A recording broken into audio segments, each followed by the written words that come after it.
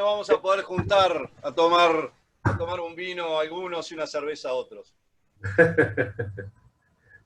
Las diferencias persisten. Bueno, vamos a dar comienzo a la sexta charla de ALADE que venimos realizando semana a semana. Recuerden que esta es la anteúltima, dado que el 9 de julio, como por ser fecha patria, no vamos a estar. Y luego haremos una jornada internacional que va a ser los días 16 y 17 de julio, en la cual seguro Horacio va a estar presente. Lo que les pido a todos es que colaboren, si quieren, con ALADE, que se inscriban, que se asocien. Después de esto nosotros vamos a implementar una serie de cuestiones que estamos teniendo en mano, es hacer llegar artículos doctrinarios, hacer llegar algunas jurisprudencia y algunos libros que podamos tener reseñas en tamaño de internet, pero eso lo vamos a hacer para los socios. Y después de la jornada internacional, estas charlas van a quedar cerradas para socios solamente y algún que otro invitado que podamos tener. Esto es así porque, bueno, los socios han dicho que sí, que bien está todo esto, está fantástico, pero bueno, quieren también tener un poco de exclusividad y me parece bien. Para algo pagan su cuota. Así que le doy la bienvenida a Horacio, le agradezco la gentileza de estar y Horacio, arranca, dale nomás. Meta. Bueno, gracias, gracias a ustedes, Norberto, gracias a Ricardo, obviamente, queridos amigos, gracias a Cristian, que fue el que se contactó conmigo. Saben que para mí es un gusto estar acá con ustedes. Y gracias por el adelanto que me hiciste, Norberto, de la charla internacional también, que obviamente cuente conmigo. Hablando un poco con Cristian, que me preguntaba de qué podíamos hablar, cuál podía ser el tema a tocar, se me ocurrió un poco, para salir del COVID-19, tratar un poco el tema de los agentes intermediarios, porque aparte, según las últimas conferencias o charlas que hemos escuchado, se vienen algunos cambios muy importantes, ¿no? Algunos buenos y otros malos, ¿no? Obviamente, como ocurre siempre. Entonces, la idea un poco es hablar de lo que tiene que ver con los intermediarios y agentes, y la voy a dividir un poco esta charla, que es una charla entre amigos, no ninguna conferencia, ni ninguna, nada, es una charla entre amigos, así que si quieren interrumpirme o preguntar o comentar, háganlo con todo el gusto, porque esa es la idea además. Un poco, mi idea es dividirlo en tres puntos. Primero, o en dos. El primero, subdividirlo. El primero es lo que tiene que ver con las regulaciones de la FIFA, lo que está hasta ahora y lo que aparentemente se viene para el tema de los intermediarios o nuevos agentes en el fútbol. Entonces, antes, o lo que tenemos hoy y lo que se viene. Y después una segunda parte, para redondear el tema, que me parece que es interesante, que tiene que ver con temas prácticos, sobre todo con temas contractuales a nivel de intermediarios agentes, que me parece que pueden servir. Todos nosotros tenemos experiencias y gracias a esas experiencias es que vamos aprendiendo y vamos avanzando, y está bueno que cada uno de nosotros conozcamos las experiencias de los otros. Entonces, por eso también vamos a cerrar con algún tema un poquito más práctico o temas contractuales. Pero bueno, vayamos primero a lo que es primero el régimen actual de intermediario de la FIFA y lo que se viene. Recordemos que primero, hasta el año 2015, el sistema de agentes de la FIFA era uno, y a partir del 2015 se cambió. ¿Cuál era hasta ese momento?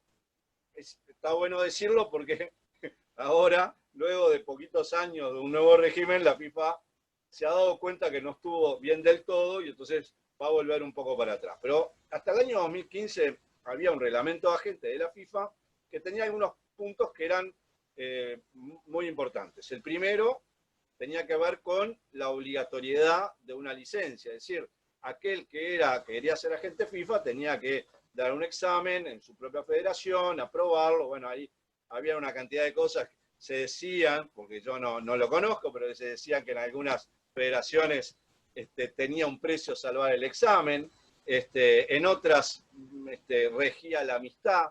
Pero bueno, pero había un examen que era obligatorio para ser licenciado, tener la licencia de agente FIFA. Otro de los temas importantes en aquel entonces era que solo podían ser agentes FIFA las personas físicas, no podían ser las personas jurídicas, aunque obviamente que el reglamento establecía que podían organizarse a través de una empresa, pero siempre el responsable era la persona física agente FIFA. Otro de los elementos que también era importante es que había una jurisdicción. En aquel entonces estaba la Comisión del Estatuto del Jugador, que decidía en conflictos internacionales de agentes, o sea que la FIFA tenía una jurisdicción, y cuando había algún nivel internacional de un agente con un club o un agente con un jugador, se podía acudir a la FIFA para que los órganos jurisdiccionales lo decidieran.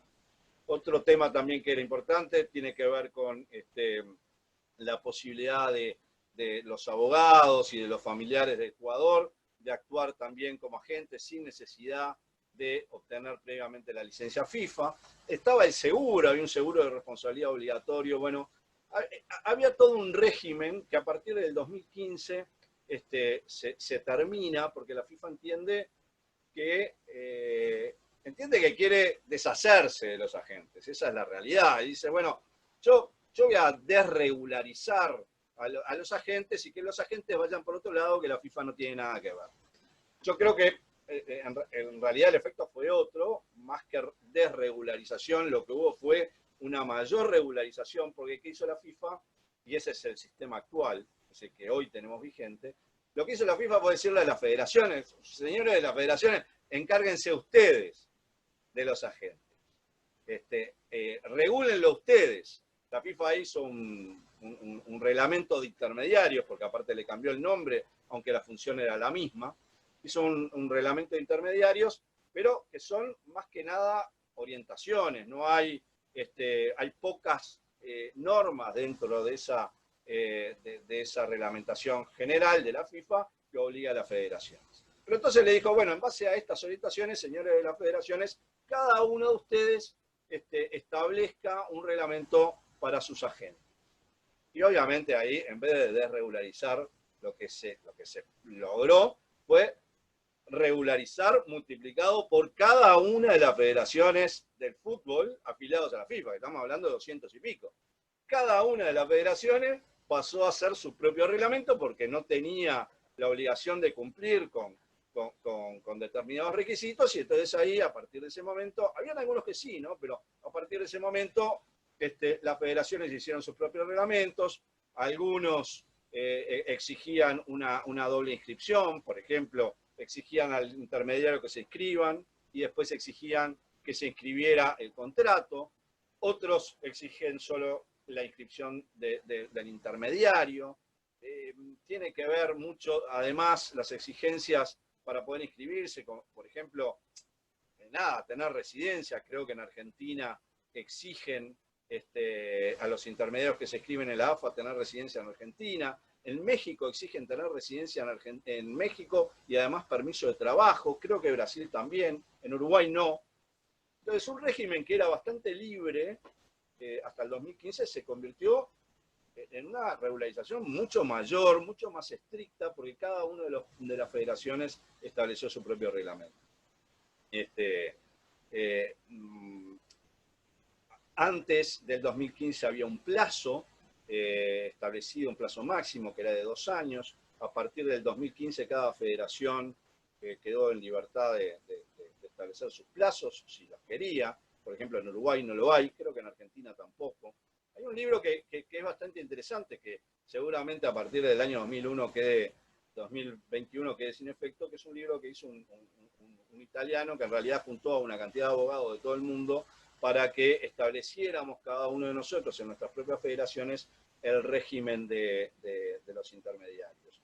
Entonces uno puede ver, por ejemplo, en cada uno de los países si se exige una doble registración o solo una, si hay un examen o no lo hay, si hay exigencia de residencia en el país o no.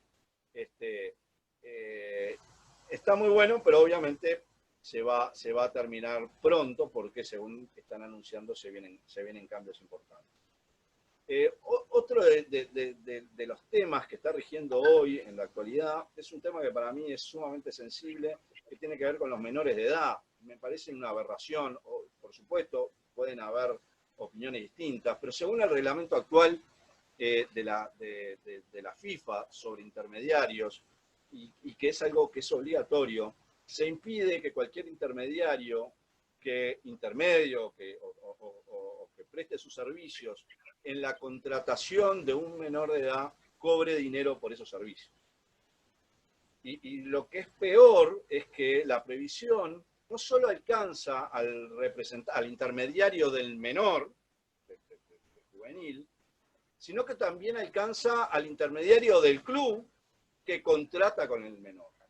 O sea que ningún intermediario que intervenga en un negocio con un menor de edad, ya sea asesorando al menor o asesorando al club que lo contrata, puede cobrar una comisión. Y eso para mí es una barbaridad, porque en definitiva, menor o no menor, el intermediario prestó un servicio y trabajó, y tiene derecho a cobrarlo, obviamente. ¿Sí? Obviamente.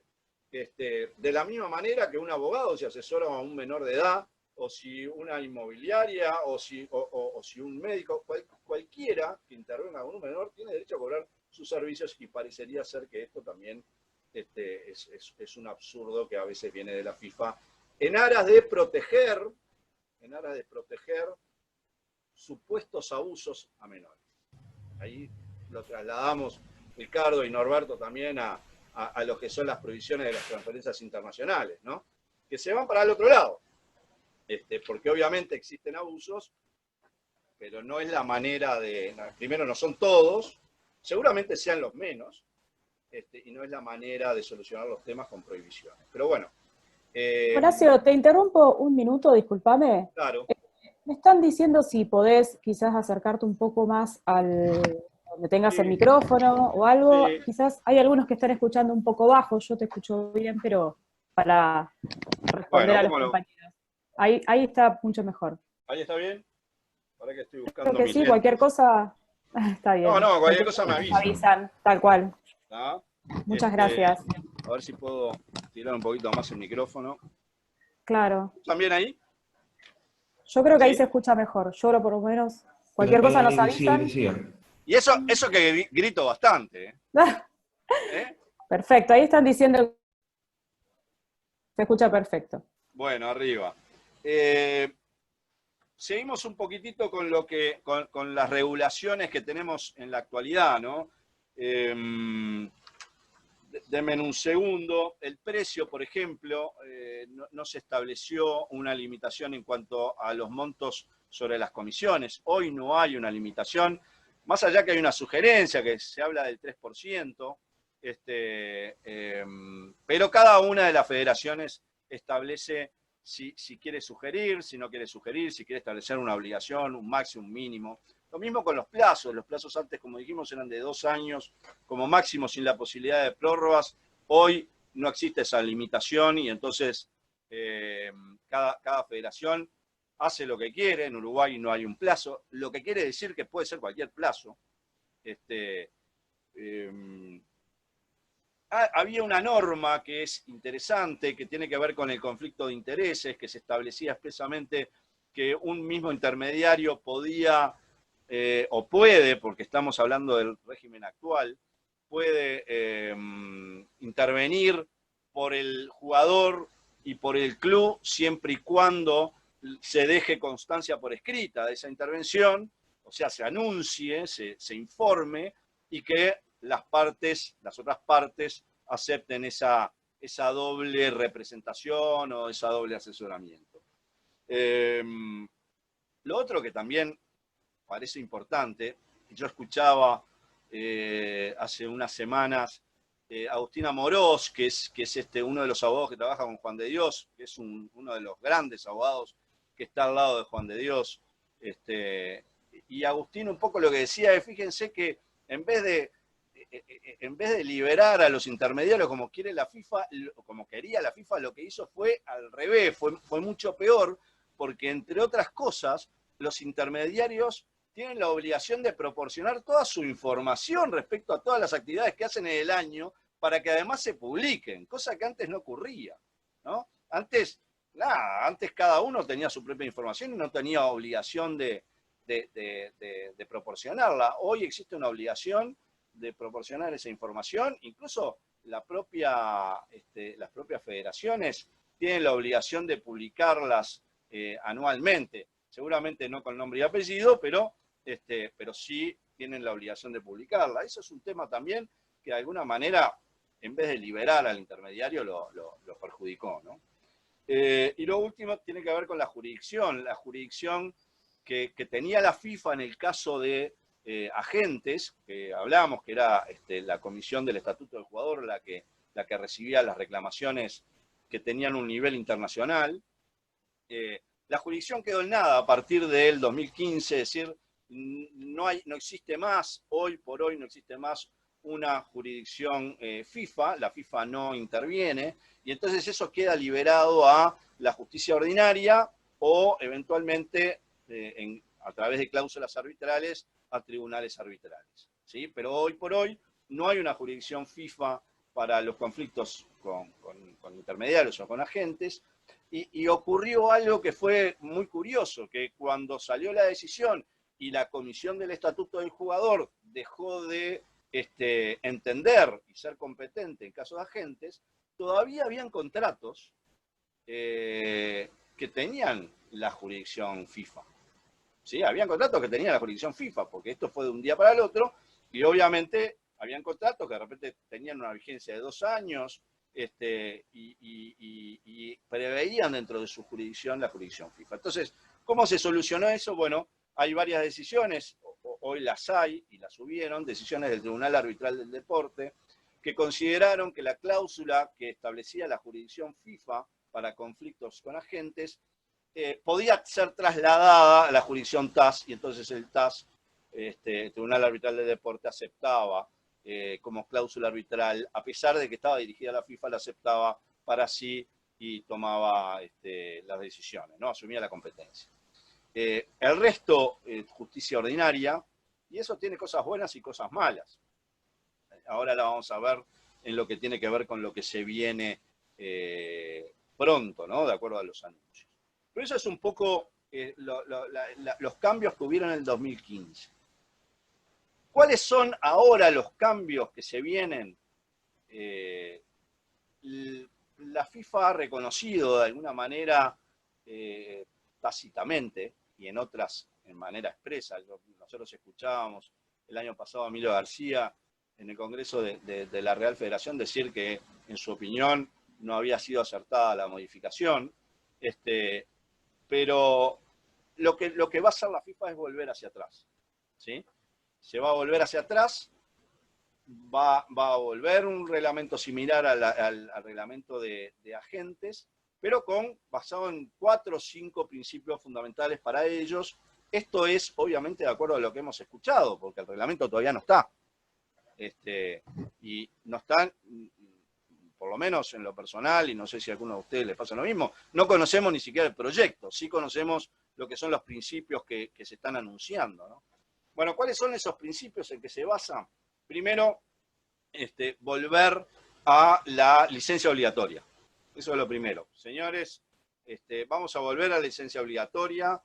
Los próximos intermediarios, agentes o como se los llame, van a tener obligatoriamente que obtener una licencia, lo que significa, de alguna forma, es la capacitación, ¿no? En principio parecería ser que si te toman un examen para ver si estás en condiciones de ser agente o intermediario, también estás analizando un poco la capacitación que vos tenés para hacerlo. No está claro, porque tampoco lo dijeron, el otro día estábamos escuchando que hubo una revista anual de la FIFA en la cual se trató este tema, no está claro si esa licencia va a ser permanente, es decir, por ejemplo, como los abogados, que nosotros nada, nos recibimos de abogados y somos abogados de por vida. No tenemos que volver a dar exámenes para demostrar nuestra capacidad como abogados. Lo damos todos los días en los juicios, pero no a nivel académico. Entonces, no está claro. El otro día se dijo algo así como que sería indefinida la licencia, pero al mismo tiempo se habla de capacitación y mantener la capacitación. Entonces, si la idea es mantener la capacitación de los intermediarios, debería volverse a lo que era anteriormente, que es que la licencia debe renovarse cada X años. Eso por un lado. El otro son 4 o 5 principios. El otro principio que maneja la FIFA tiene que ver con la jurisdicción, que es importante. Va a volver a haber una jurisdicción FIFA para aquellos casos de nivel internacional. Aparentemente, digo aparentemente porque no hay nada todavía concreto, pero aparentemente el órgano va a ser un órgano especializado y no sería, en principio, ninguno de los órganos jurisdiccionales que hoy tiene la FIFA, ni la Comisión del Estatuto, ni la Cámara de Resolución de Disputas, sería un órgano aparte. Eso digo aparente porque lo anunciaron el otro día, pero no tenemos la certeza. Pero parecería ser que va a ser otro órgano especializado en lo que tiene que ver con agentes. Ese es ya el segundo punto. El tercer punto es un punto que es sumamente conflictivo y que tiene que ver con la famosa clearing house y la cámara o cámara compensadora o de compensación. Ya se está previendo, no sé si ustedes ya escucharon, seguramente ya lo escucharon, que va a haber una clearing house, una cámara compensadora que va a estar operada por una empresa independiente a la FIFA, y que los dineros de las transferencias, etcétera, van a ir a esa cámara compensadora o de compensación, que luego va a distribuir esos dineros entre quien corresponda. Por ejemplo, ya creo que se ha hablado que todas las indemnizaciones por formación y los mecanismos de solidaridad que las transferencias generen, van a ser entregados los dineros a esta cámara. La cámara va a ser la que luego va a pagar o va a distribuir esas cantidades entre los clubes que correspondan. En el caso de los agentes también, aparentemente, o sin aparentemente, uno de los principios es que las sumas de dinero se van a pagar por parte de los clubes o de los jugadores, según corresponda, en esa cámara de compensación, y esa cámara de compensación va a ser quien después le va a pagar al agente o intermediario. Ese es, por un lado, uno de los elementos. Dijimos el tema de la jurisdicción. Otro elemento que es fundamental y que es totalmente controvertido y controversial es el tema de los límites de las comisiones. Y acá la FIFA se armó un lío y vamos a ver las consecuencias, pero ya se dijo y se confirmó hace 2 días que las comisiones van a tener límites que son las siguientes. En una transferencia de un jugador, el agente o intermediario del jugador va a cobrar como máximo un 3% del monto total del contrato del jugador, del contrato de trabajo del jugador. Lo mismo va a cobrar como máximo ese 3% del club que vende, que recibe, del club que recibe al jugador. Va a cobrar como máximo un 3% del valor del contrato del jugador, del contrato de trabajo. Mientras que el intermediario, fíjense la diferencia, mientras que el intermediario o agente que asesora al club que recibe el dinero que vendió, ¿sí?, o que transfirió, que recibe el dinero de la transferencia, va a cobrar el 10% del precio de la transferencia. O sea, son 3% del contrato de trabajo el intermediario o agente del jugador. 3% del contrato de trabajo también el agente o intermediario del club que recibe al jugador. Y el 10% del precio de la transferencia, fíjense la diferencia que hay, el 10% del precio de la transferencia al agente o intermediario que asesoró al club que transfirió y que recibe el dinero. ¿Por qué? No hay explicación. ¿Por qué las diferencias? No hay explicación. ¿Por qué la diferencia de las comisiones? No hay explicación. Pero ¿por qué las diferencias, además de tomar la comisión respecto del contrato de trabajo en algunos casos y respecto del monto de transferencia en otros? No hay explicación. Y obviamente que de alguna forma esto favorece a los grandes intermediarios, ¿no? Los grandes intermediarios que van a poder cobrar sus porcentajes importantes de los precios de transferencia, mientras que a los pequeños intermediarios agentes, esos que están al lado del jugador, esos que de alguna manera colaboran con el jugador, bueno, ese intermediario que sigue la trayectoria del jugador, ese intermediario va a cobrar como máximo por asesorar al jugador un 3% del precio de la transferencia. Hay muchas preguntas. ¿Qué va a pasar con esos intermediarios o representantes o agentes pequeños que van a tener derecho a cobrar como máximo un 3% del precio del contrato del jugador? Muchos chicos jóvenes que los contratos también son por muy poca plata, ¿no? Entonces, ¿qué va a ocurrir? Bueno, habrá que ver, habrá que analizar. Obviamente que echa, como dicen, echa la ley, echa la trampa, y ya se están hablando de cargarlos con asesoramientos de otro tipo. No sé, por ejemplo, que haya también un abogado en el negocio y que el abogado cobre sus honorarios y el contador cobre sus honorarios por el asesoramiento en la parte de la retribución del jugador. Bueno, ya se está pensando, buscando la solución para que esos intermediarios puedan cobrar más de un 3%, que honestamente creo que se están metiendo en un lío, se están metiendo... Yo estoy de acuerdo en que hay que controlar, estoy de acuerdo que hay abusos, pero limitar la retribución por el trabajo realizado y en estos montos y con estas diferencias, no sé, por lo menos parece bastante discutible. Pero ese es uno de los puntos. Va a haber la posibilidad, porque el otro principio es que se saca o se refuerza lo que es el conflicto de intereses.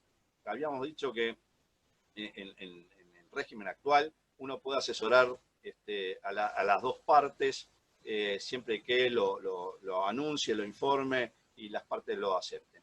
Acá va a existir la misma posibilidad, pero ya el otro día lo dejaron bien claro. Por ejemplo, obviamente que el mismo intermediario no va a poder representar a las tres partes, ¿no? Al jugador y a los dos clubes no lo va a poder hacer. Tampoco lo va a poder hacer, en principio, un intermediario que represente a los dos clubes, al que compre y al que vende, porque obviamente hay un conflicto de intereses. Pero sí está previsto que puede un intermediario representar al jugador y al club que lo recibe. ¿Sí? Al jugador y al club que lo recibe. Y en ese caso, el intermediario podría llegar a cobrar el 3% por cada uno, es decir, un 6%. ¿Sí? Un 6% de comisión porque se sumarían. Habrá que ver, ¿no? Porque la pregunta es, el intermediario en principio parecería ser alguien que tiene que asesorar y defender los intereses intermediario de la gente. El intermediario es alguien que une partes, ¿no? Pero el agente es alguien que tiene que asesorar y proteger los intereses de su cliente. Entonces, parecería ser que un mismo agente no puede asesorar al jugador y al club que lo contrata, porque yo tengo que defender los intereses del jugador tratando que el club que lo contrata le pague un mayor salario, le dé premios, etcétera, y no puedo al mismo tiempo defender al club. Entonces, habrá que ver cuál es la situación, pero parecería ser que ese conflicto de intereses es real y una misma parte no puede defender a Dios y al diablo, ¿no? Tiene que defender a uno o al otro. Ese era uno de los puntos fundamentales. El otro punto, denme un segundito, denme un minuto, pero tiene que ver con, dijimos, bueno, con la licencia. No sabemos, no va a haber la posibilidad que los padres y los abogados intervengan como agentes licenciados. Eso que existía con anterioridad no va a ocurrir. El abogado puede, obviamente, asesorar como abogado que es y no tiene que sacar licencia, pero si el abogado quiere ser intermediario, tiene que hacer, o agente, tiene que hacer y obtener la licencia. No sabemos qué va a pasar con el tema de seguro, si va a haber un seguro por responsabilidad o no. Denme un minutito porque estoy seguro que hay algún otro punto que está faltando. Sobre plazos no hablamos, sobre menores no se dijo qué va a pasar, si va a continuar esta prohibición de los menores, que es terrible, que es garrafal. Teníamos la Cámara de Compensación, tenemos la licencia, tenemos la jurisdicción, tenemos los topes. Bueno, por ahí creo que se vienen las modificaciones. ¿Cuándo es que en principio parecería que va a entrar en vigencia este nuevo reglamento? Bueno, todavía no han hecho los proyectos, pero se está analizando y se considera que esto va a entrar en vigencia, creo que en septiembre del 2021, porque tiene que ser además aprobado por el Consejo de la FIFA, tiene que aprobar lo que es el proyecto final y entraría entonces en vigencia en el año 2021, en septiembre. No sé si tienen algún comentario que pueda, o alguna pregunta que puedan hacer, o que quieran de alguna manera saber. Denme un minutito. No, relato, cámara. ¿Sí? ¿Norberto? Bueno, yo primero que nada, gracias por la charla tan entretenida contigo, pero también quiero agradecer a la gente de FIFA, a Emilio García, porque son una fuente inagotable de generarnos trabajo a nosotros los abogados. La verdad, no puedo explicarme cómo se puede ser tan bestia para legislar. Primero que, bueno, evidentemente estamos planteando una inconstitucionalidad en todos los países. ¿Por qué? Y porque la representación, la intermediación, la mediación y el asesoramiento de un letrado es una incumbencia que deriva propia de la ley que determina el ejercicio de la profesión. Por lo tanto, una asociación civil suiza no puede limitar mi gestión desde ya, lo cual indudablemente, por lo menos en Argentina, muchos de los abogados que ejercen esto y sin licencia FIFA, llenarán los tribunales con pedidos de inconstitucionalidades y juicios. Esto no cabe la menor duda. Los que están legislando evidentemente tienen un desconocimiento de la materia bastante importante. El otro tema es la limitación, también otra inconstitucionalidad, es decir, aquel que es agente no tiene FIFA ninguna facultad para limitar cuál es el precio de su trabajo. Esto también es totalmente absurdo el planteo que se hace. Y tercero, el que me llama muchísima la atención, es que la utilización de los términos en castellano. Porque Emilio García es español, está bien, es gallego, pero tampoco se puede ser tan bestia. Porque intermediario es una cosa, representante es otra cosa, asesor es otra cosa.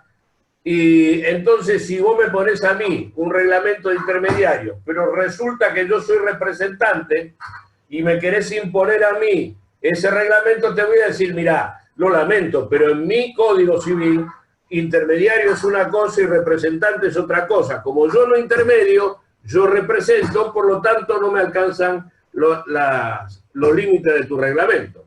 Esto es lo que yo quería decir porque veo que siguen rondando. Ya tiene problemas este reglamento de intermediario. Tiene inconstitucionalidades de cualquier lugar, por lo menos bajo la luz de lo que es el Código argentino.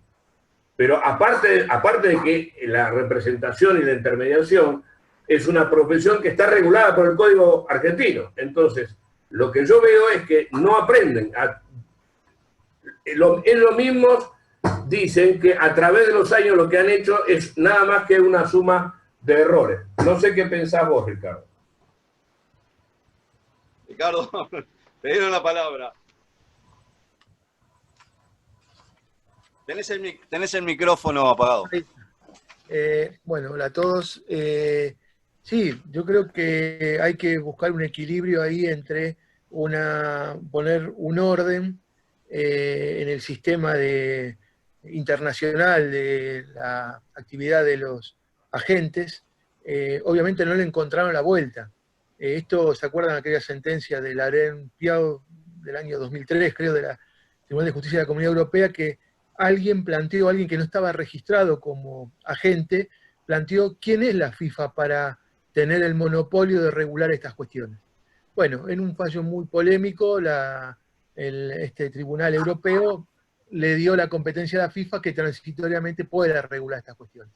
Entonces, una cosa es regular y con los alcances que la FIFA puede tener, y otro ya meterse en ámbitos que afectan, como bien decía Norberto, cuestiones de garantías constitucionales, derecho a la propiedad, si querés, en el tema de la remuneración que tenés que tener, si podés ejercer o no, si en caso de tener licencia o no, porque nuestra jurisprudencia, como todos sabemos,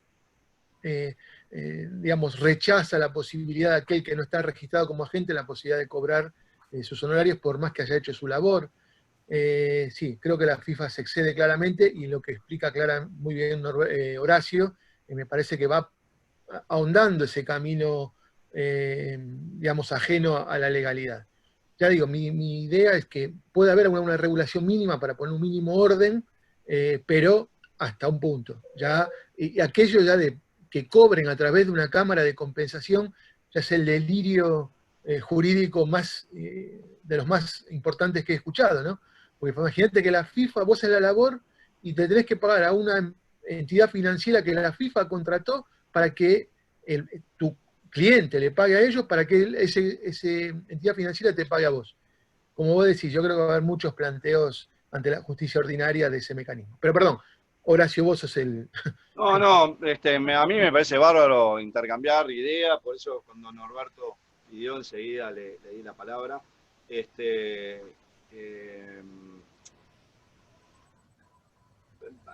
A ver, se me fue la idea. Lo primero es que no sabemos bien qué es lo que va a decir el reglamento.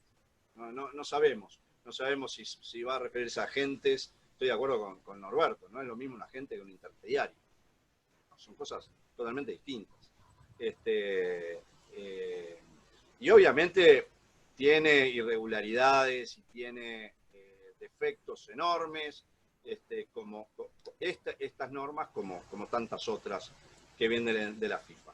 Igualmente, yo les doy mi opinión. Yo creo que en el último año y medio, más allá de errores o cosas que podamos no estar de acuerdo, creo que ha mejorado en lo que venía de antes, ¿no? Creo que ha mejorado bastante en lo que venía de antes. Lo otro que me llama la atención es que todo este reglamento está siendo negociado con las asociaciones de representantes, y entonces, por supuesto que va a beneficiar a los grandes representantes o agentes o los poderosos, porque justamente son con quienes están negociando. Entonces, la negociación se inclina para un lado.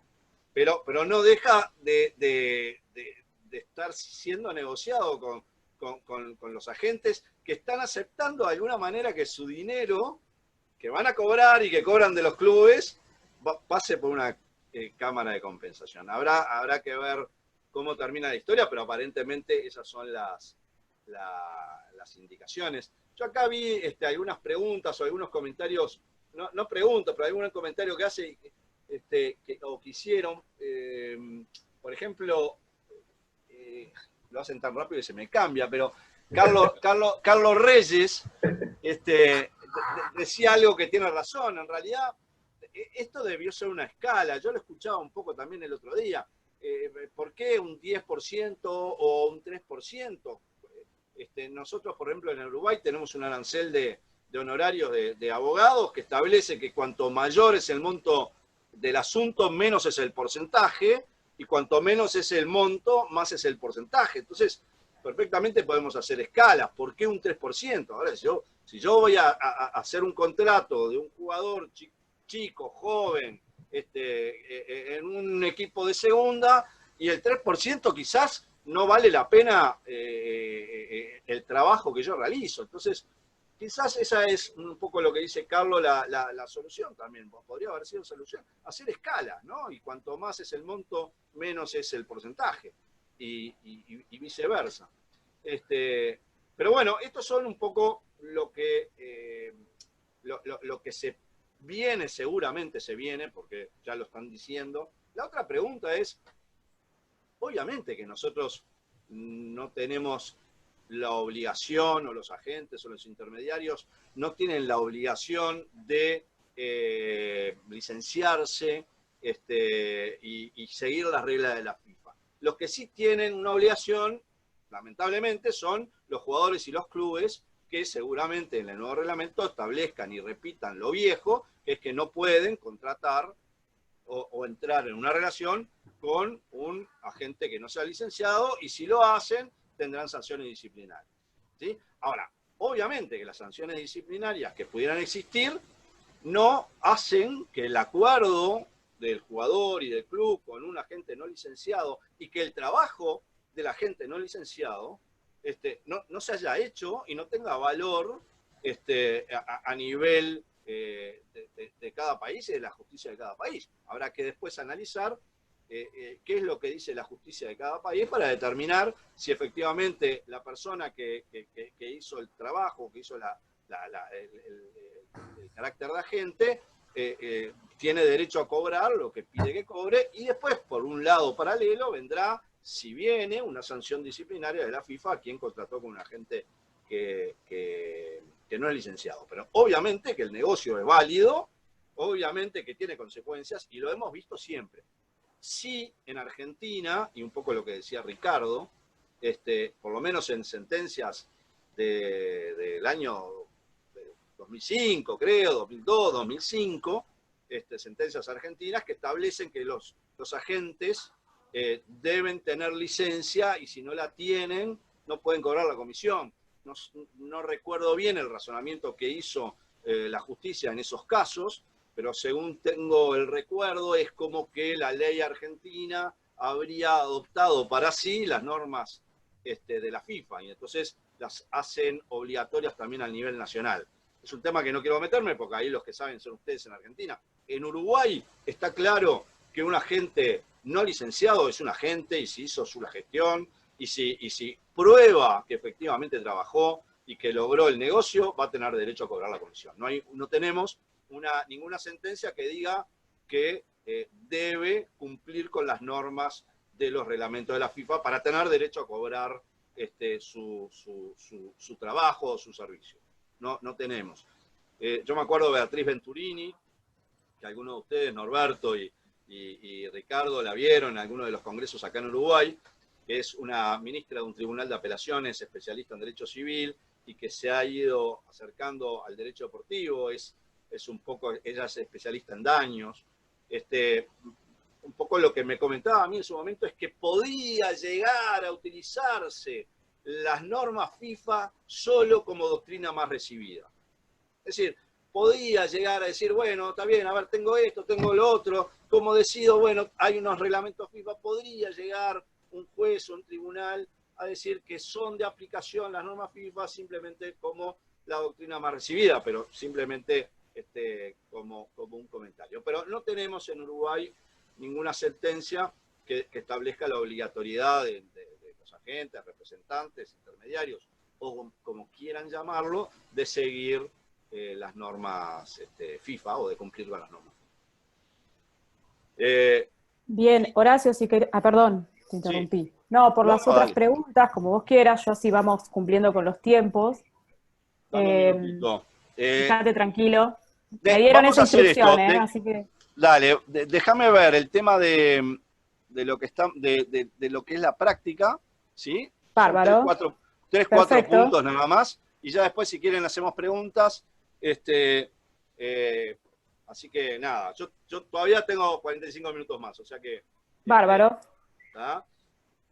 Temas prácticos que me parece que es interesante, y acá obviamente que lo razono desde el lado del intermediario, ¿no? Después, obviamente, cada uno de nosotros dependerá lo que decidamos de agregar o no en un contrato, dependiendo si asesoramos al intermediario o al jugador, ¿no? Obviamente, pero como estamos hablando de un contrato de intermediación o de agencia, lo que sea, pensémoslo del lado del intermediario, de proteger o de buscar la protección en ese contrato de los derechos del intermediario. Y hay algunos puntos que por lo menos a raíz de la experiencia que uno tiene y que ha tenido en casos concretos, que parecen ser bastante importantes. Uno de ellos tiene que ver con la redacción. La redacción del contrato de intermediación o contrato de representación es fundamental. Tenemos que redactar bien los contratos, porque si nosotros le erramos al redactar los contratos, las consecuencias van a ser gravísimas. Entonces, y uno de los temas de la redacción es, ¿cuál es la obligación del intermediario? ¿Qué obligación tiene el intermediario? Nosotros acostumbramos, obviamente, a agregar como obligación o como objeto de contrato, cláusula 1, antecedentes, cláusula 2, objeto. El objeto es la prestación, por lo menos que agregamos nosotros en nuestros contratos, es la prestación de un servicio de intermediario o de asesoramiento. Es la prestación de un servicio. ¿A qué voy? Que hay que tener mucho cuidado con lo que tiene que ver con las obligaciones de resultado y las obligaciones de medios. Nosotros incluimos siempre en los contratos de intermediación una obligación del intermediario como obligación de medio. Tengo la obligación de actuar con la debida diligencia de manera de que vos puedas contratar con un club, o que de manera que vos puedas celebrar una transferencia. Disfrutar estos alimentos juntos. Gracias por el nuevo día. Ahí se metió alguien. Astor. Entonces, una obligación de medios y jamás una obligación de resultado. El intermediario no puede obligarse nunca a conseguirle un contrato de trabajo. No puede obligarse nunca a otorgar o a lograr una transferencia. Y nosotros tuvimos un caso acá en Uruguay que la redacción la redacción era terrible y lo matan. Lo asesoró, el juicio lo llevó adelante un amigo nuestro, que no tenía responsabilidad porque no fue quien redactó el contrato, obviamente, pero el contrato, fíjense lo que decía, se obliga a representarlo, el intermediario, el representante, se obliga a representarlo de la mejor manera posible y a obtener las mejores condiciones posibles. El posible podría llegar a decir, bueno, pero se obliga a representarlo de la mejor manera posible, ¿no? Y más adelante decía, se obliga a formalizar contratos con instituciones deportivas. Se obliga a formalizar contratos con instituciones deportivas. No, la obligación del intermediario es actuar diligentemente y con sus capacidades para intentar llegar a que el jugador logre un contrato. Pero no me puedo obligar a que el jugador logre un contrato. Y entonces, en base a esa redacción, es que después, obviamente, se probó que no lo representó de la mejor manera posible. Porque aparte, ¿qué quiere decir de la mejor manera posible? O se probó que no cumplió con formalizar contratos con instituciones deportivas. Obligaciones que son más estrictas, ¿no? Más, en la segunda es una obligación de resultado. Me obligo a formalizar contratos con instituciones deportivas. Entonces, la redacción es la redacción del objeto, incluso hasta aclarémoslo, yo soy muy larguero, mis contratos son complicados, no complicados, pero son largos, porque trato de poner todo de manera que quede claro, pero una de las cosas que ponemos es las obligaciones de intermediarios son obligaciones de medios, mediante la cual se obliga a actuar diligentemente para que el jugador o el entrenador logre un contrato. Ese es uno de los puntos que me parece que es importante a tener en cuenta. El otro punto que es fundamental es el famoso tema de la exclusividad, ¿no? Estoy pensando, por supuesto, que en el intermediario, ¿no? Un poco lo que decíamos, pero yo tengo que asesorar a un intermediario o a la gente a firmar un contrato con el jugador. Bueno, el agente va a poner todo su esfuerzo para lograr que el jugador firme un contrato y lo va a apoyar y va a viajar. Entonces, la exclusividad es un elemento importante en este tipo de contratos. La pregunta es, ¿cuál es el alcance de la exclusividad? Y uno de los temas que más se discuten es si la exclusividad de un contrato intermediario puede alcanzar la obligación de no poder actuar individualmente el jugador. Por ejemplo, yo soy el intermediario de alguien, pero el jugador no puede ir solo al club y negociar solo. Siempre tiene que acudir conmigo. Entonces, ¿alcanza la exclusividad a esa obligación de no hacer por parte del jugador? Bueno, es una discusión grande. En principio parecería ser que no puedes impedirle a alguien que vaya y negocie solo y que llegue a un acuerdo solo, parecería ser. Pero también, por otro lado, estamos hablando de un contrato civil, en lo cual lo más importante es la autonomía de la voluntad, y en lo cual también, ya fuera del contrato, muchas veces se aprovechan de esto de ir a negociar solo, o a través del padre,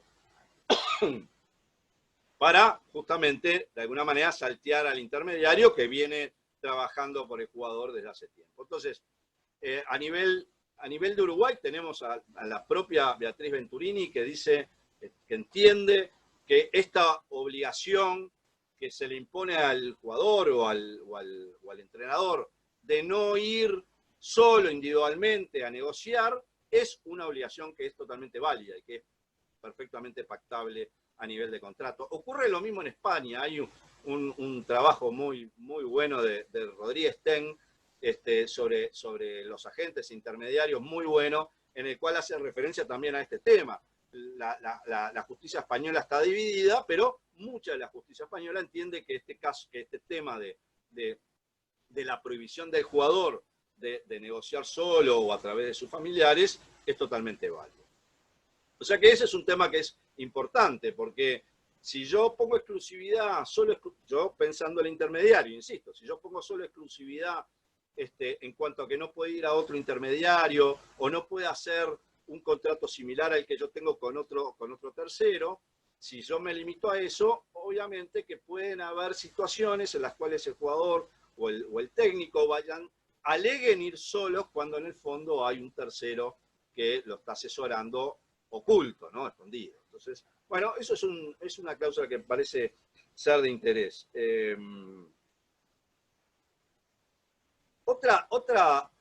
Tenemos obviamente las cláusulas de jurisdicción,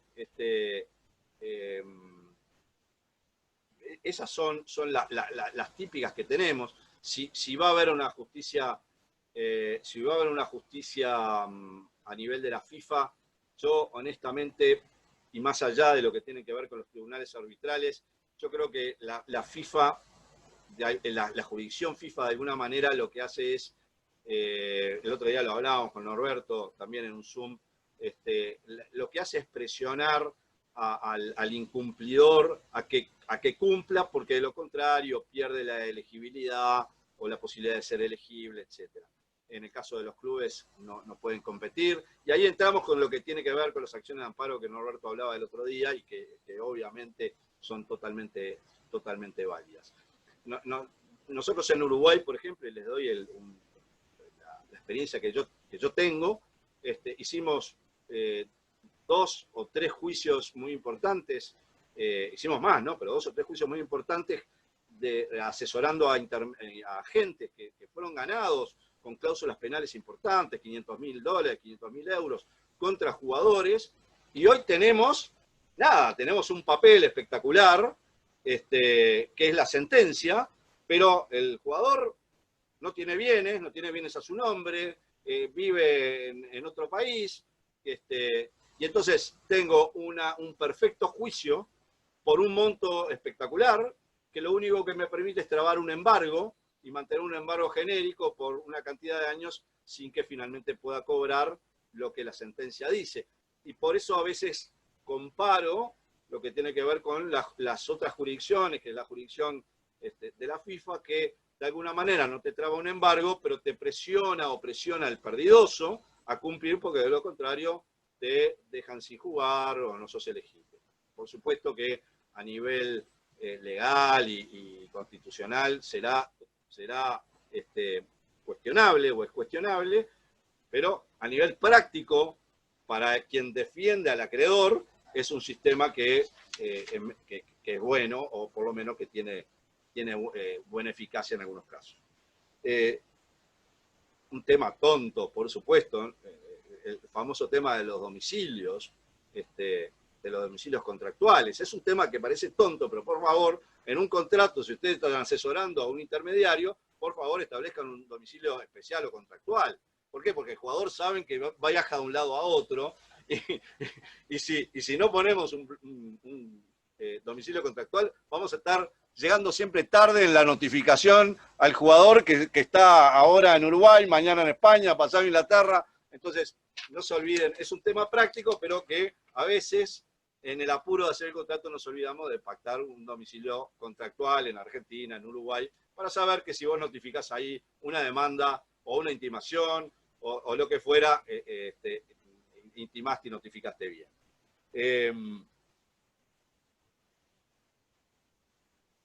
Después está todo el tema de las multas y de las cláusulas penales a pactar. Nosotros tuvimos un caso en que no redactamos nosotros el contrato, pero se pactó una cláusula penal y que la sentencia de primera instancia entendió que no correspondía esa cláusula penal porque venían a hacer daños y perjuicios, y que para poder reclamar daños y perjuicios y multa, bueno, hay que establecerlo expresamente.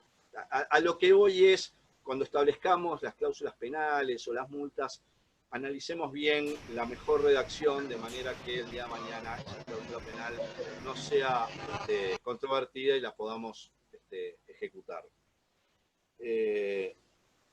Otro tema que parece interesante es el famoso tema de la licencia de la FIFA. Que han habido algunos casos acá en Uruguay que los han anunciado pero no se han concretado, ¿no? ¿Qué pasa si un representante o agente que tiene licencia FIFA y firma un contrato con un jugador o con un técnico, y con el transcurso del tiempo, al año, antes de que el contrato pierda su vigencia, el intermediario o agente caduca la licencia y no la vuelve a renovar? ¿Qué pasa? ¿El jugador tiene el derecho a rescindir ese contrato? Bueno, habrá que verlo. Si yo en el contrato de intermediación pongo, ahí lo podemos ver para los dos, para el intermediario y el jugador. Si yo en el contrato de intermediación pongo que soy licenciado FIFA y que con el número tal, y de alguna manera surge de ese contrato que el jugador firmó el contrato conmigo porque yo soy licenciado FIFA, y bueno, si yo me caduca la licencia y no la renuevo, podría el jugador pedir la rescisión del contrato, porque con quien yo contraté porque era licenciado FIFA ha dejado de serlo. Entonces habrá que ver obviamente la redacción del contrato y analizar si qué es lo mejor, si poner o no poner lo que tiene que ver con la licencia FIFA. Y otro tema que me parece que es muy importante y que nosotros hemos tenido en Uruguay ya hace años, que ya lo hemos comentado varias veces con Ricardo y con Norberto, incluso esto tiene ya varios años porque lo hemos comentado en Ecuador, en aquel viaje fabuloso que hicimos juntos con Carlitos Iparaguirre, con Bebequiani, que pasamos bárbaro, que son el tema de los derechos del consumidor en un contrato de intermediación. Nosotros tenemos una ley, ustedes también, creo que es así, que regula cuáles son los derechos esto es respecto a nuestra ley, cuáles son los derechos del consumidor, que regula lo que tiene que ver con los contratos de adhesión, que regula qué pasa con las cláusulas abusivas. Entonces, cuando nosotros hacemos un contrato de intermediación, tenemos que tener mucho cuidado en cuanto a que el contrato debe ser equilibrado.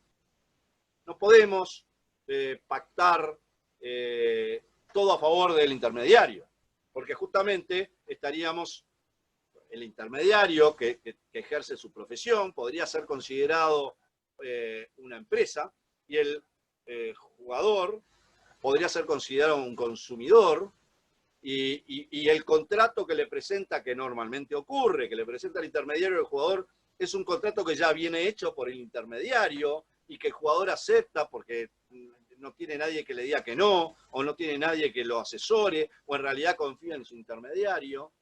Entonces, todo eso puede considerarse una relación de consumo, puede considerarse un contrato de adhesión, puede considerarse la imposibilidad del consumidor, dígase jugador, a discutir ese contrato o a modificarlo, y pueden haber cláusulas abusivas que finalmente la justicia establezca que se está ante un contrato de consumo con cláusulas abusivas que deben ser modificadas. Nosotros tuvimos un caso, ahora para terminar, tuvimos un caso ya hace años, fue el primer caso en Uruguay, tuvimos la suerte de tenerlo y de iluminarnos. A veces la bombita se te prende y aparece muy pocas veces, seguramente una vez en la vida, alguna idea genial, y en ese momento cuando nos llegó el caso se nos ocurrió el tema de la defensa del consumidor. Era un contrato entre agentes y un jugador, en el cual había una cláusula de multa. Primero, todas las obligaciones eran del jugador frente al intermediario. Había una cláusula de multa que era solo a favor del intermediario, es decir, o del agente. Si el jugador incumplía, iba a tener que pagar una multa al intermediario de $200.000, y no había una multa recíproca a la inversa. Y nosotros defendíamos al jugador en ese momento. Cuando llegó el caso, alegamos los derechos del consumidor basados en la ley, dijimos que era una relación de consumo, dijimos que era un contrato de adhesión, dijimos que había un claro desequilibrio en las cláusulas en favor del intermediario y que había una cláusula abusiva que era la multa, y el juicio al final termina a favor nuestro, tanto en primera como segunda instancia, por considerar que efectivamente debía aplicarse la ley de defensa del consumidor. A lo que voy es, porque estoy hablando con amigazos de Argentina, es analicen bien la ley de defensa del consumidor argentina y tengan mucho cuidado cuando están haciendo un contrato, asesorando al intermediario, de que ese contrato sea equilibrado, cumpla con las normas de las leyes de defensa del consumidor, y entre otras cosas, que de ese mismo contrato resulte también que el jugador tiene la chance, obviamente, de asesorarse y modificarlo y hacer sugerencias y observaciones. Así que bueno, esto es un poco, creo que no hay mucho más, o hay mucho más, pero bueno, pero es lo que me pareció interesante para esta charla, así que no sé, cualquier cosa disparen, y si puedo, se la respondo, y si no, se la puedo responder yo. Tengo más de dos fenómenos, pero tengo a Norberto y a Ricardo acá enfrente que también pueden responder. Graciela, ¿cómo andás? Bien, acá tenemos a Hugo Alves que está con la mano levantada. Hugo, te voy a reiniciar el audio, a ver si estás. Estoy, ¿me escuchan? Perfecto. Sí. Horacio, ¿cómo andan? ¿Cómo andás? ¿Qué haces, Huguito? ¿Todo bien? Todo bien, todo bien. Volviendo al tema de la necesidad de inscripción del intermediario, simplemente para recordar que acá en Uruguay tuvimos una sentencia donde la justicia civil estableció que el registro no era un requisito para cobrar la comisión, sino que lo importante o lo básico era que el intermediario demuestre la gestión, el trabajo que había realizado, sentencia que fue confirmada en segunda instancia también, que es un poquito distinto al régimen de lo que estaban diciendo los colegas argentinos. Aquí en Uruguay sí tuvimos esa sentencia. Recuerdo que inclusive la subimos, Horacio, ¿te acordás?, a la revista de Fútbol Legal y fue un tema bastante... Me acuerdo perfecto que era con Danubio y la conclusión final, que aparte fuiste vos el abogado, Hugo, la conclusión final fue que más allá de las licencias, no licencias, bla, bla, bla, bla, si vos probabas que efectivamente realizaste el trabajo, tenías derecho a cobrar por ese trabajo. Totalmente. Y lo otro que quería comentar respecto al conflicto de intereses, volviendo ya a la futura regulación de FIFA, que el problema más grave que yo veo es que la gente que acompaña al jugador durante toda su carrera y logra, por ejemplo, llevarlo a Europa, a un club chico, donde normalmente la transferencia más importante no es la primera, sino la segunda, ahí la gente ya pierde la posibilidad de representar a ese club europeo chico al cual llegó el jugador, que pasa a ser vendedor en la segunda transferencia. O sea, el agente acompaña al jugador durante toda la carrera, logra llevarlo a Europa, y en el momento que el jugador puede dar el salto dentro de Europa, la FIFA le va a impedir representar al club vendedor y al jugador. Por tanto, hay un alto riesgo de que los grandes agentes europeos capten o saquen jugadores de los agentes sudamericanos que los llevaron a Europa. No sé si me explico. La FIFA ve una foto, dice club vendedor, jugador, club comprador, pero no es una foto, es una película. Porque cuando el jugador llegó a Europa, ese club que en un momento fue comprador pasa a ser club vendedor. Y el agente queda inhibido de representar a ese club y al jugador. Para mí es una de las situaciones más perjudiciales para los agentes, además del tema de la limitación de las comisiones, ¿verdad? Eso, Hugo, de ser así estoy 100% de acuerdo, ¿no? Porque aparte, no estoy seguro que haya tanto conflicto de interés. Lo que sí me parece que acá en este caso deberemos esperar un poco a que llegue el reglamento y su texto para ver efectivamente cuáles son los conflictos de intereses que se prohíben y cuáles no. Por lo menos lo que han anunciado es que hay un conflicto de interés que no se permite, que me parece que podría ser grave, que es el que tiene que ver con el jugador y el club que recibe, ¿no? Ese me parece que es verdaderamente un conflicto de interés y eso debería prohibirse. ¿Por qué? Porque yo no puedo estar asesorando al jugador al mismo tiempo que estar asesorando al club que contrata al jugador, porque ahí hay dos conflictos claros, ¿no? Entonces, de ser así como vos decís, va a ser terrible. Creo que es el conflicto de intereses menores, el que cuando uno asesora al jugador y también asesora al club que transfiere, ¿no?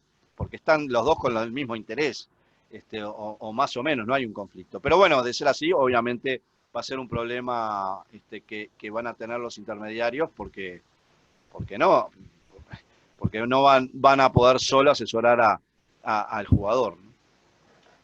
Veremos qué pasa. Muchas gracias. Le dejo arriba, la palabra a algunos. Bien, Horacio, acá tengo una pregunta que me envían de David.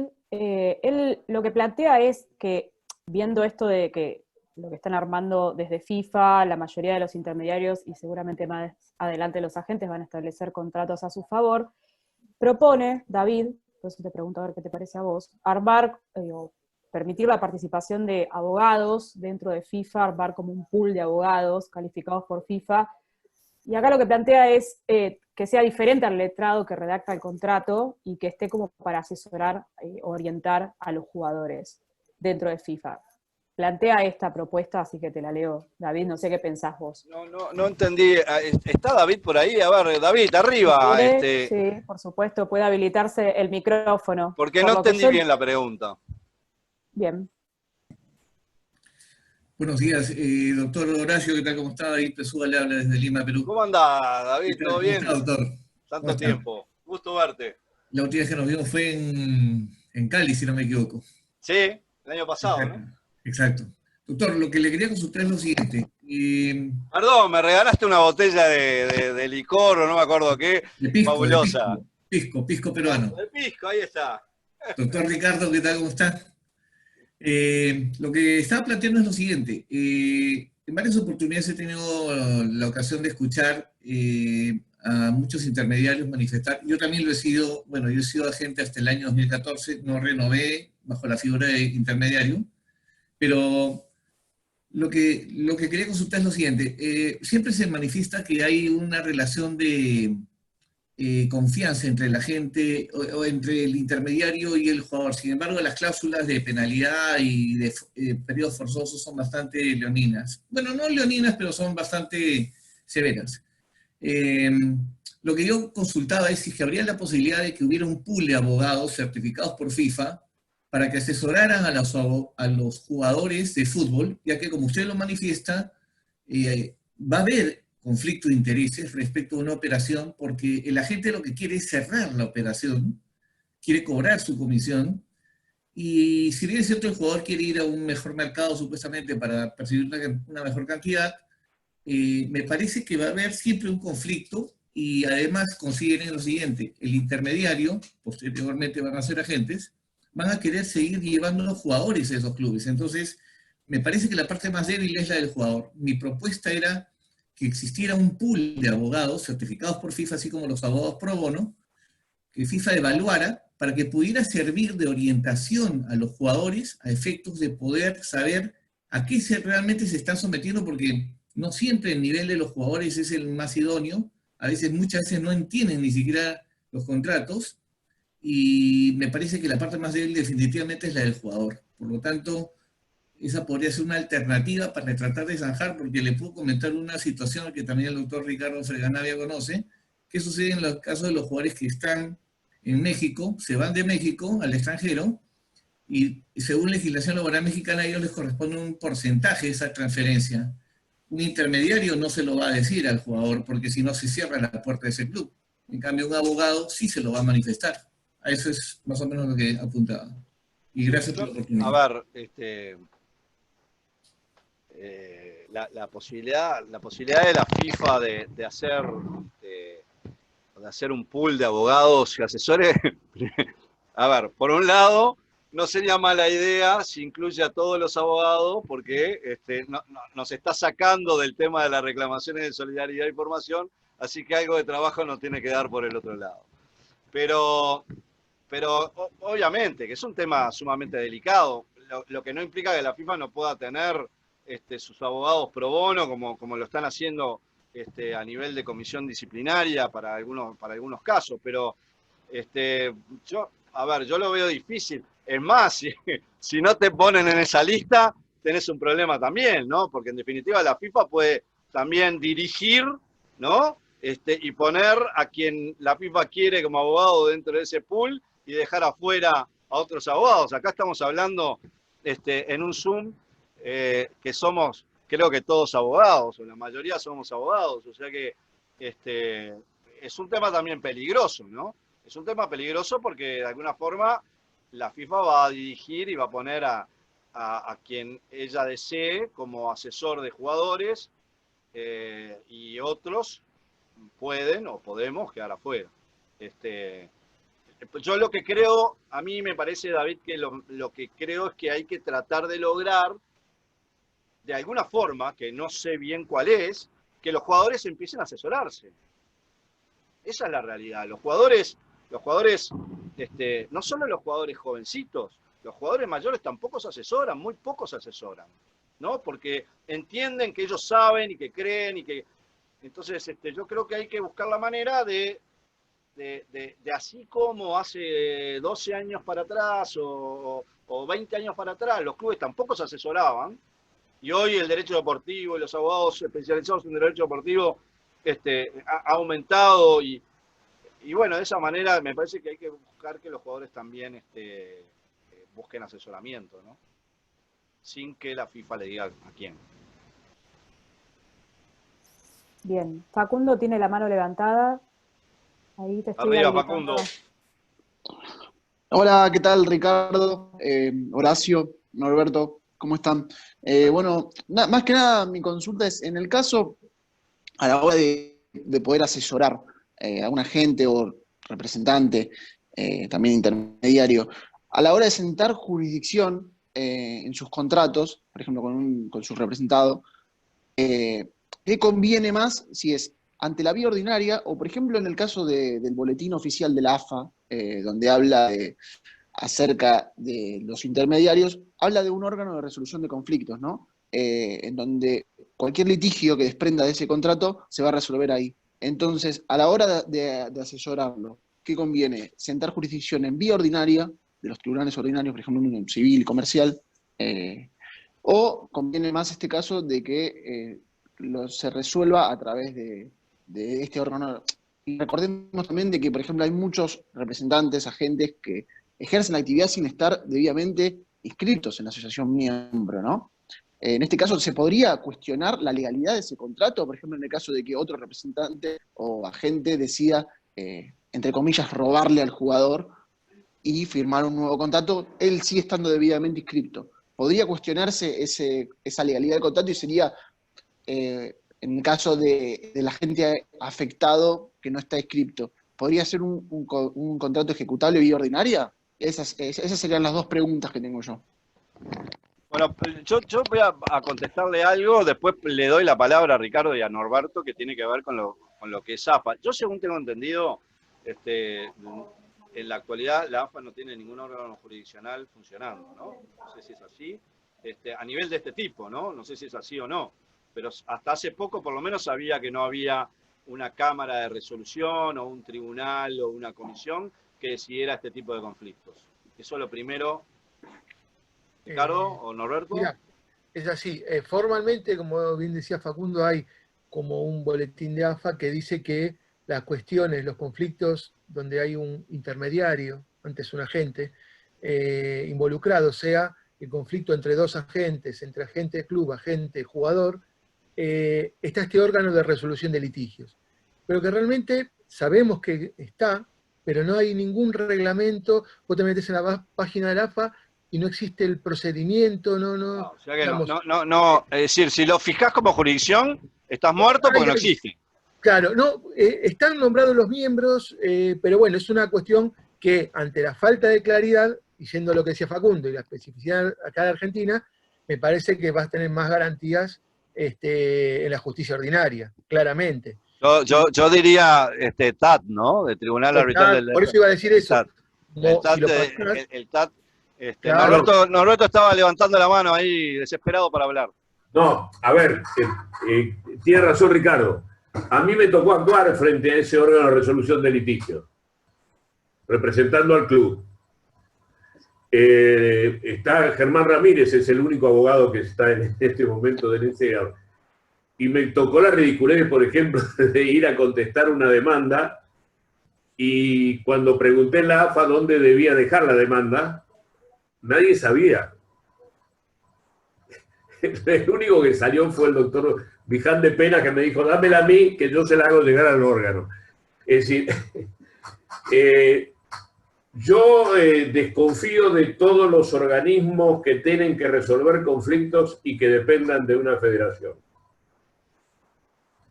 No hay organismo imparcial que valga la pena acudir que no sea autónomo, que no sea independiente y sobre todo que sea especializado. Lo que pasa es que la concentración de poder, la ambición del todopoderoso en las federaciones, ligas, clubes y federaciones internacionales es desmesurada. Por lo tanto, hay dos vías que se pueden utilizar. Buscar en el país un tribunal arbitral, por ejemplo en Argentina, el Tribunal Arbitral de ALADE, o buscar en la justicia ordinaria la posibilidad de dirimir el conflicto. Y advierto, el nuevo Código Argentino, en la parte de Derecho Internacional Privado, creo que es 2006 el artículo, estableció el foro de necesidad en la parte de jurisdicción internacional. Y eso es muy importante cuando uno tiene que dirimir una causa y lo quieren mandar, no sé, a 12.000 kilómetros de Buenos Aires. Ese foro de necesidad que antes no existía y se declaraban incompetentes los jueces y la Cámara, hoy existe, y sobre todo para estas causas, y es muy bueno acudir a ellas. Nada más que eso quería agregar. Bien, yo complemento un poquito lo que dijo Ricardo y Norberto. A ver, estoy pensando en Argentina, ¿no? En Argentina e incluso fuera de Argentina. Ahí hay que analizar, obviamente, Facundo, qué es lo mejor. Por un lado, tribunal arbitral, o tribunal arbitral o tribunal arbitral no formado, ¿no? Porque uno puede perfectamente, con una cláusula arbitral, llevar ese caso a un tribunal arbitral de acuerdo a lo que establezcan los códigos de procedimiento, etc. Por un lado, el tribunal arbitral y analizar la especialidad. Obviamente que el Tribunal Arbitral de Deporte de Argentina tiene la especialidad, y seguramente no la tenga la justicia ordinaria, analizar la rapidez del procedimiento. Seguramente el Tribunal Arbitral de Argentina supere ampliamente a la rapidez de un procedimiento ante la justicia ordinaria. Y después el tema también económico, ¿no? El tema económico, a veces, cosa que no creo que no sucede con el Tribunal Arbitral de Deporte, pero a veces es más barato ir a la justicia ordinaria. Por ejemplo, acá en Uruguay, si yo pretendo armar un tribunal arbitral, seguramente me salga un poco más caro que si voy a la justicia ordinaria y pago unos timbres nomás que hay que pagar. Pero por el otro lado, la balanza de la especialidad, la balanza de la rapidez. Después, el otro tema que uno tiene que ver es, primero, rapidez, especialidad, economía, y el cuarto punto que tenemos que analizar para decidir en qué jurisdicción o qué jurisdicción elegimos es la ejecutabilidad. ¿Sí? La ejecutabilidad de la decisión. Ahí ese cuarto, y es uno de los puntos más importantes, ¿no? La decisión, ¿la voy a poder ejecutar o no la voy a poder ejecutar? En el caso de Argentina, que no tienen en funcionamiento un órgano ante la AFA que de alguna manera pueda ser ejecutable distinto a la justicia ordinaria, y la justicia ordinaria del Tribunal Arbitral de Deporte de ALADE tiene la misma manera de ejecutar, porque es un tribunal arbitral y se considera los laudos arbitrales una sentencia estatal, y entonces la vas a poder ejecutar. En definitiva, eso es lo que vas a tener que elegir. Y si es eventualmente, si es a nivel extranjero, podrás analizar también, no te lo recomiendo, pero podrás analizar el Tribunal Arbitral de Deporte, que te sale carísimo, ¿sí? Que tenés que irte a Suiza, o eventualmente podés hacerlo por acá, pero que te sale mucho más caro.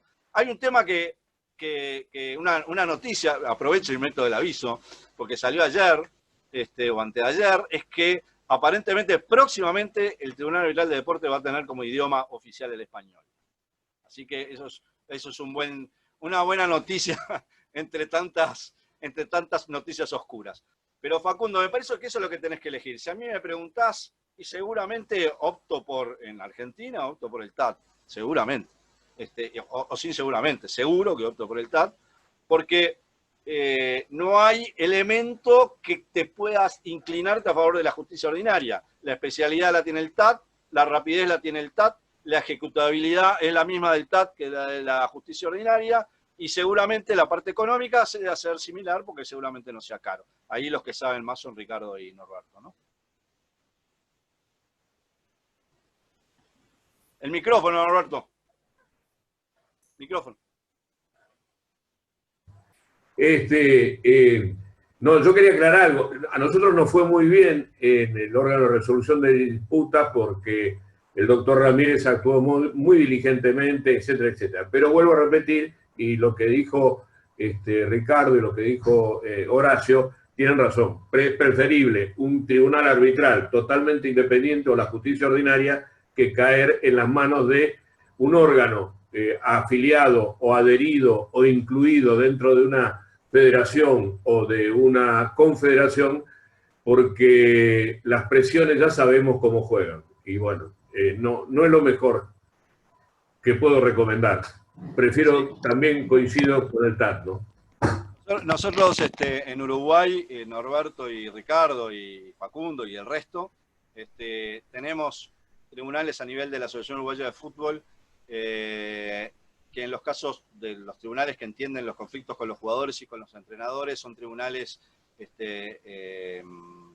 igualitarios, están representados los jugadores, están representados los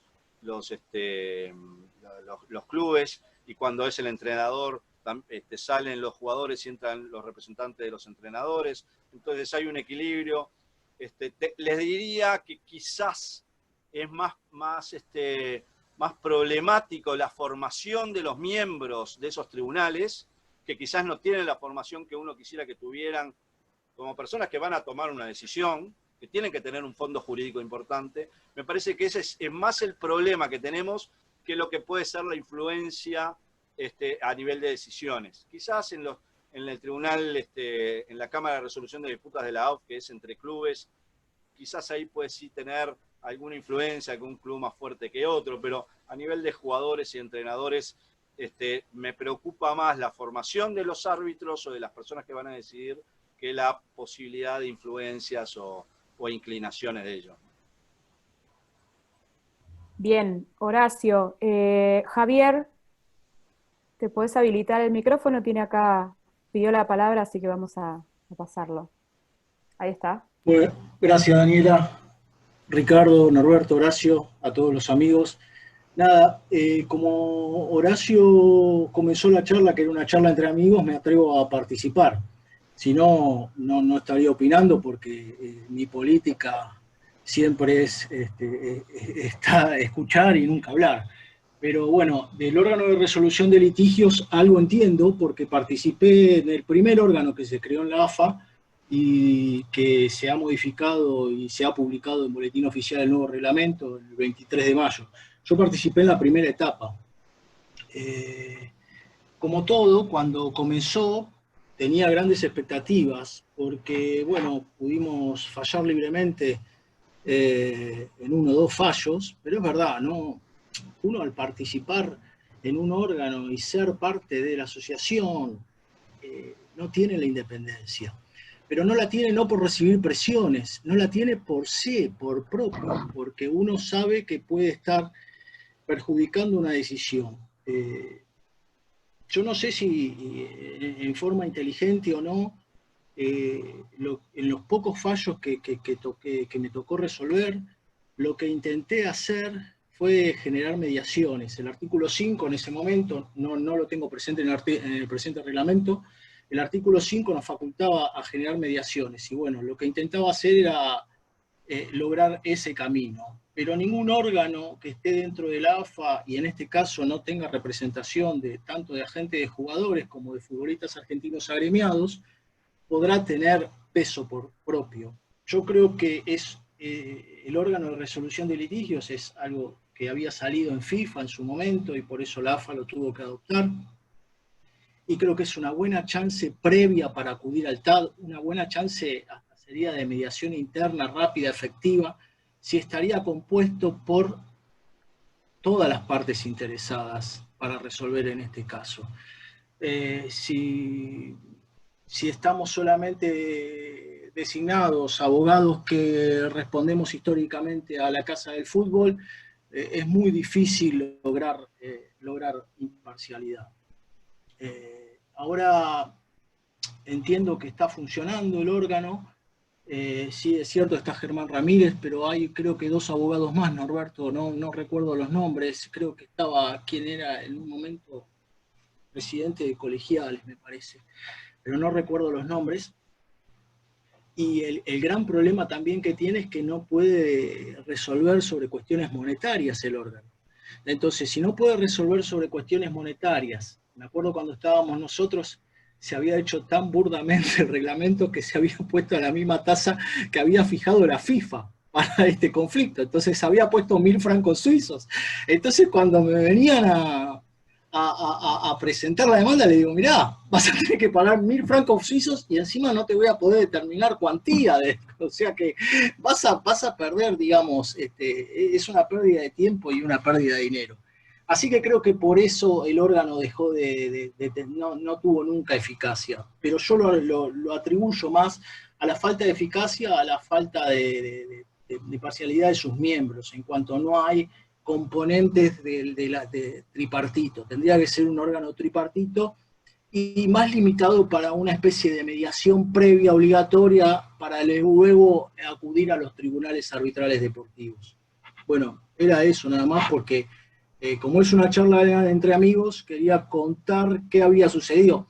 Tengo muchos más detalles porque hemos fallado en bastantes fallos. El más gracioso, Sister Piller contra Luchetti, porque fueron dos Sister Piller contra Villarreal y Sister Piller contra Luchetti, dos fallos que prácticamente juntos. Entonces el tribunal resuelve una amonestación para Luchetti. Entonces, claro, al ser una amonestación, entre las sanciones, el catálogo de sanciones, figuraba la amonestación, que era la más, digamos, leve. Entonces se manda el fallo completo, era un fallo grande, se manda al Tribunal de Disciplina. Claro, Luchetti ya estaba amonestado, entonces tuvo que cumplir sanción, entonces no pudo participar una fecha, y en ese momento el presidente de Banfield era el tesorero de la casa.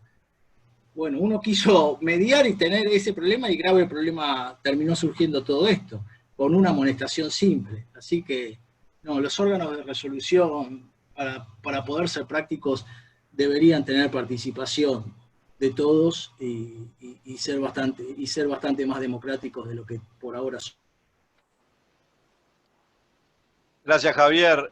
Daniela, me está quedando poco tiempo, porque tengo que estar a la 1 en otra reunión. Leí acá dos preguntas. Bueno, elegílas vos. Fíjate, hay muchas sugerencias.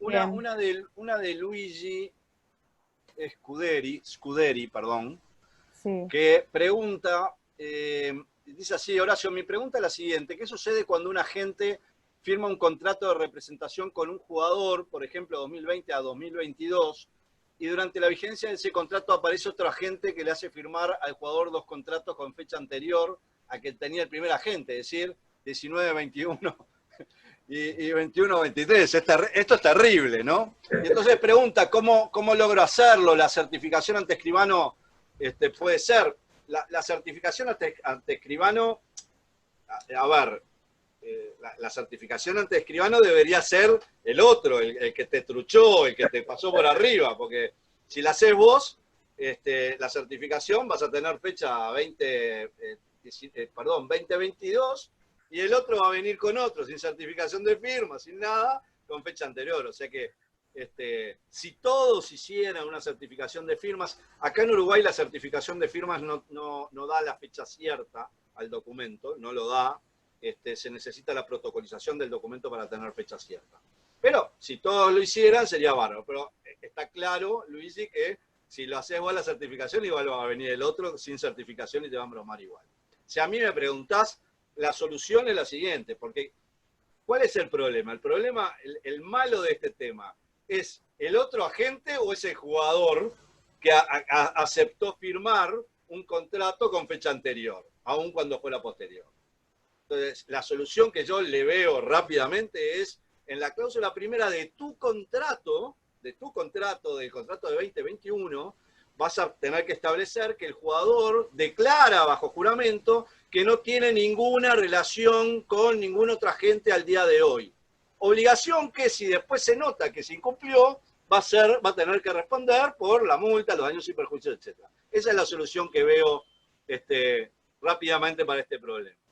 Esa es una de las preguntas. La otra pregunta es un comentario, dice... el de Pedro Vilariño, porque me parece bastante... Pedro, sí, atinado, con relación justamente a eso, ¿no? Las sanciones por... que se establezcan las sanciones contra la mala fe, contra el jugador del club, cuando el agente actúa de esa manera.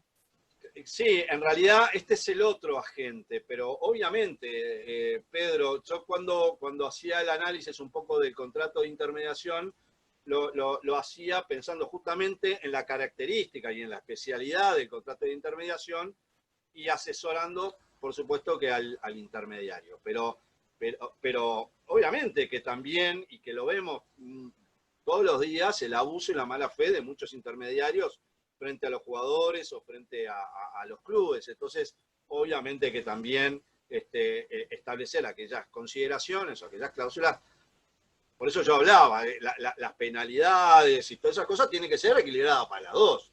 Si uno se porta mal, por ejemplo, si el intermediario te abandona al jugador y lo deja, entonces, y a pesar de lo cual se había obligado a actuar diligentemente, y bueno, va a tener que responder también. Así que nada, un poco esa respuesta. No sé si hay alguna más, Daniela. Estas son las que vi yo recién.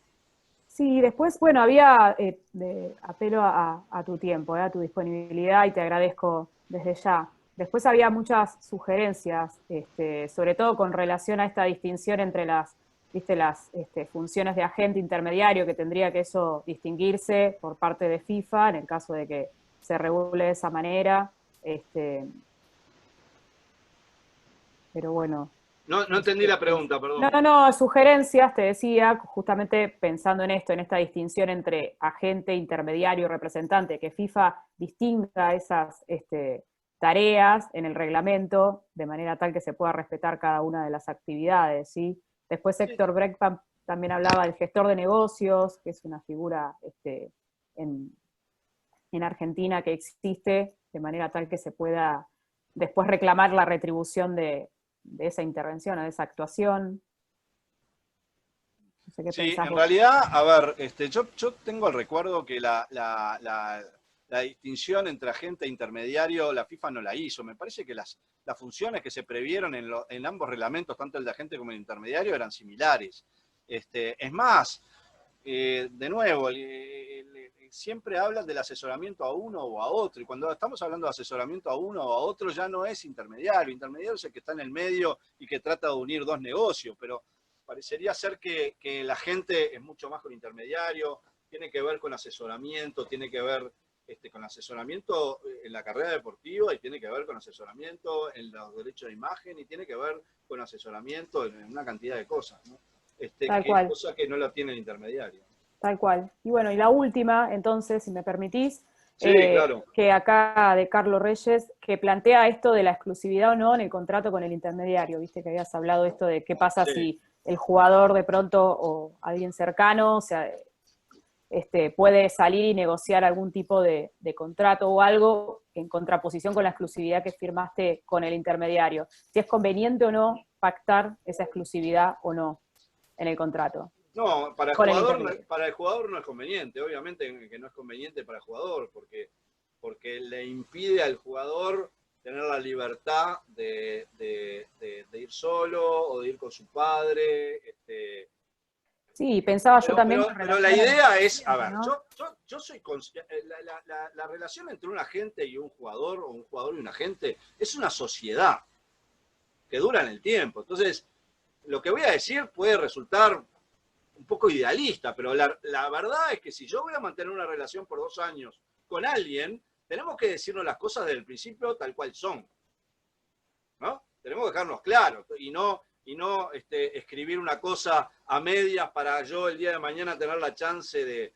Entonces, si el jugador va a querer negociar individualmente, que lo diga, que se lo plantee al entrenador. Y esta limitación no, esta limitación yo quiero tener la libertad de poder ir a negociar por mí mismo. Y entonces el representante le va a decir, ok, me parece bárbaro, vos querés esa libertad, pero como este contrato tiene que ser equilibrado, si yo te doy esa libertad, vos a cambio de esa libertad me das otra cosa. Por ejemplo, en lugar de que mi comisión sea del 3 o del 4 al 5, mi comisión sea del 7, porque yo tengo el riesgo que el día de mañana vos vayas solo y negocies y me jopees a mí. Entonces yo creo que en este tipo de casos, en los cuales hay una prestación de servicio de uno a otro, pero es un negocio que se basa en la confianza, las cosas tienen que decirse claras del día cero, porque es como se va a regular después durante los próximos 2, 3 años o 4 años, ¿no? Entonces, sí, al jugador mejor, obviamente, todas las limitaciones, sáquensela. Si uno piensa en los intereses del jugador, y bueno, a ver, ¿qué más quiere el jugador que si tiene un contrato con un agente, poder ir con otro? Bueno, no me pactes exclusividad, yo puedo ir con... Y el agente va a saber y decir, bueno, entonces yo no te asesoro. O no protejo tus intereses. Las cosas me parece que tienen que ser claras desde el principio, y que en el contrato se pacte claramente qué es lo que las dos partes quieren. Bien, perfecto. Estamos para terminar. No sé si Norbert, ahí estás habilitando. Los dejo. Sí, bueno, agradezco a Horacio el tiempo que nos ha dispensado en esta charla entre amigos, bajo el paraguas de ALADE, que es tan cara para todos nosotros, para Horacio, para Bebe, para Ricardo, hace rato que venimos remando en dulce de leche, pero bueno, les agradezco a todos que hayan tenido la gentileza de destinarnos un pedazo de su tiempo para animar esta charla, y los invito a la próxima, que será el día 2, creo que es, ¿no, Daniela? Y próximamente le diremos el temario y el expositor. Así que hasta la próxima, muchas gracias, gracias Horacio, saludo a la familia, y bueno, nos vemos cuando este coronavirus nos deje ver. Un abrazo. Gracias a vos, Norberto, gracias a Ricardo, a Cristian, a todos los amigazos de ALADE, muchísimas gracias. Veo que hay una cantidad de cosas puestas acá. Soy hombre, no puedo hacer más de una cosa al mismo tiempo, ¿no? Las mujeres pueden hacer varias cosas. Y yo o presto atención a ustedes o leo acá. Dos cosas al mismo tiempo no lo puedo hacer. Después te enviamos, si querés, el chat para que veas acá toda la gente que está saludando. Si pueden, me lo mandan. Dale. Les agradezco muchísimo, al revés, a ustedes. Y nada, y a las órdenes por cualquier cosa. Un abrazo muy grande y seguimos en contacto. Y pronto, si Dios quiere, ojalá que nosotros en Uruguay y especialmente ustedes en Argentina, que también están complicados, podamos terminar de vencer este tema complejo y volver a juntarnos pronto, ¿no? Que es lo que necesitamos. Así que, gracias. Abrazo grande, Horacio. Besos. Chao, muchísimas gracias. Chao, chao. Chao, gracias a todos. Chao, Daniel. Gracias, Horacio.